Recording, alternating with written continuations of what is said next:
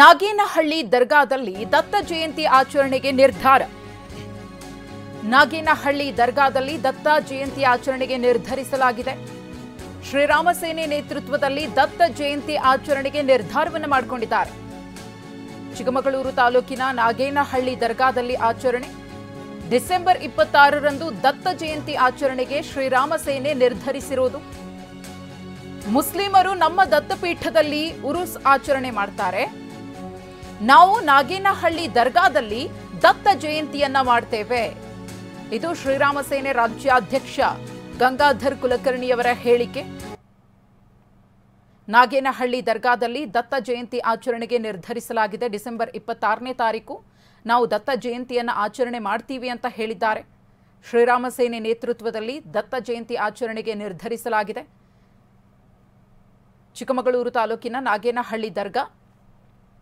ಮುಸ್ಲಿಮರು ನಮ್ಮ ದತ್ತಪೀಠದಲ್ಲಿ ಉರುಸ್ ಆಚರಣೆ ಮಾಡ್ತಾರೆ, ಹಾಗಾಗಿ ನಾವು ನಾಗೇನಹಳ್ಳಿ ದರ್ಗಾದಲ್ಲಿ ದತ್ತ ಜಯಂತಿಯನ್ನ ಆಚರಣೆ ಮಾಡ್ತೀವಿ ಅಂತ ಶ್ರೀರಾಮ ಸೇನೆ ರಾಜ್ಯಾಧ್ಯಕ್ಷರಾಗಿರುವ ಗಂಗಾಧರ್ ಕುಲಕರ್ಣಿಯವರು ಹೇಳಿಕೆಯನ್ನ ಕೊಟ್ಟಿದ್ದಾರೆ.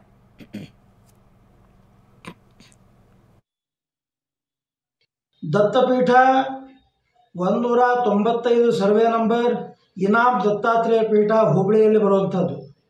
ಆದರೆ ಆ ಬಾಬಾ ಬುಡನ್ ದರ್ಗಾ ಅನ್ನುವಂಥದ್ದು ನಾಗೇನಹಳ್ಳಿ, ಜಾಗರ ಹೋಬಳಿಯ ನಾಗೇನಹಳ್ಳಿಯಲ್ಲಿ ಸರ್ವೆ ನಂಬರ್ 57ರಲ್ಲಿ ಬರುವಂಥದ್ದು. ಸೊ ಈ ಸಾರಿ ಶ್ರೀರಾಮ ಸೇನೆಯ ಒಂದು ಯೋಜನೆಯನ್ನು ಮಾಡಿದ್ದೀವಿ.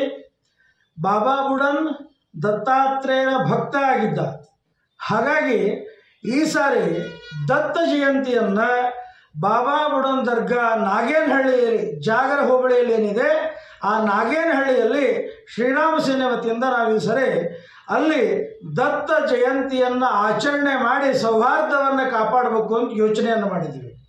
ಈಗ ದತ್ತಪೀಠದಲ್ಲಿ ಆ ಬಾಬಾ ಬುಡನನ್ನು ಉರುಸಾಗೋದಾದರೆ ನಾಗೇನಹಳ್ಳಿಯಲ್ಲಿ ಬಾಬಾ ಬುಡನ್ ದರ್ಗಾದಲ್ಲಿ ದತ್ತ ಜಯಂತಿ ಯಾಕೆ ಆಗಬಾರ್ದು? ಸೌಹಾರ್ದ